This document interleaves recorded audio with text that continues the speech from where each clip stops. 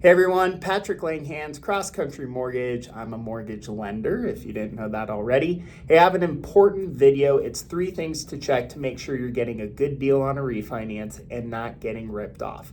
I think this is super pertinent right now. I've gotten more calls this week about refinancing. People are getting things in the mail saying they can get a 5% rate, a 4% rate, whatever. They're just getting advertisements. But the thing with most rates you see in the mail and online is they're clickbait or call bait. The lender's advertising a super low rate so that you call in, but it's not just interest rate and lower monthly payment that you should look at when you refinance. So I'm going to give you 3 things to look for or 3 things to do to make sure you're not getting ripped off. Before I get into that, you got to understand how interest rates work. So I'm going to use the teeter-totter analogy. Interest rates work like a teeter-totter. On one side, you have the rate. On the other side, you have the closing costs. If you increase the rate, the closing costs go down. So if you hear an advertisement about a free refinance or a no closing cost refinance, that's probably what the lender is doing. If they're doing it right, they're increasing the rate so that you get credits towards your closing costs. And honestly, that's not a bad thing. Where the bad things come in is where a lender lowers the rate and the closing costs go up. So as you lower rate, you pay more closing costs. And usually that's in the form of points, discount points, origination fees. You could see thousands, tens of thousands of dollars in fees by lowering the rate. So that's probably what's happening, at least today, when you're seeing 5% rates being advertised, because the national average for interest rates are in the 6s. So if people are offering lower rates, they are probably charging you closing costs. So that's how interest rates work. It's a teeter-totter. And so lower rate, lower payment isn't the only thing that you should be looking at. So what should you be looking at? Well, when you refinance, I think number one, it's super important, especially right now, that you don't pay closing costs. Now, how do you know whether you're paying closing costs or not? There's 2 ways to check. One, if you're bringing money to closing, a lot of times you're paying closing costs. Number 2, if your loan amount goes up.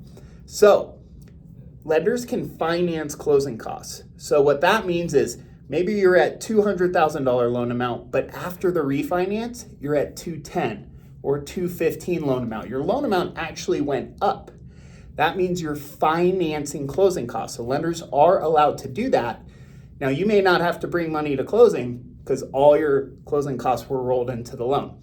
So if you can refinance and keep your loan amount the same and you're not bringing any money to closing, that's a free refinance and that's a great refinance. So check for that if you're seeing offers for a refinance. Number 2 thing you should check is the term of the mortgage. So if you've been in your mortgage 2 years and you do a 30-year loan, you just extended out the payoff of that mortgage 2 years.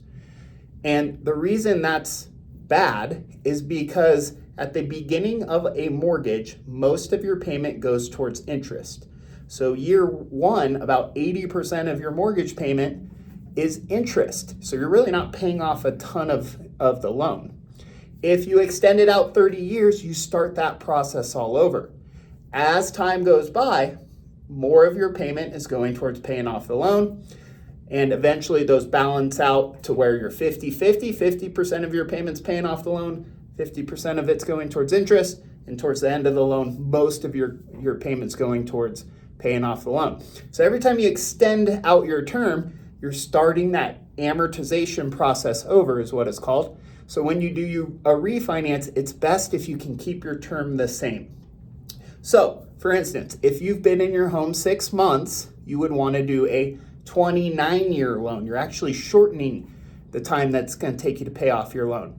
So those are the 2 main things. The third thing I would say is call me. Now, calling me, I think it's best to refinance when it makes sense. And so what I'm going to look at is, can we keep your loan amount the same? Can we keep your term the same?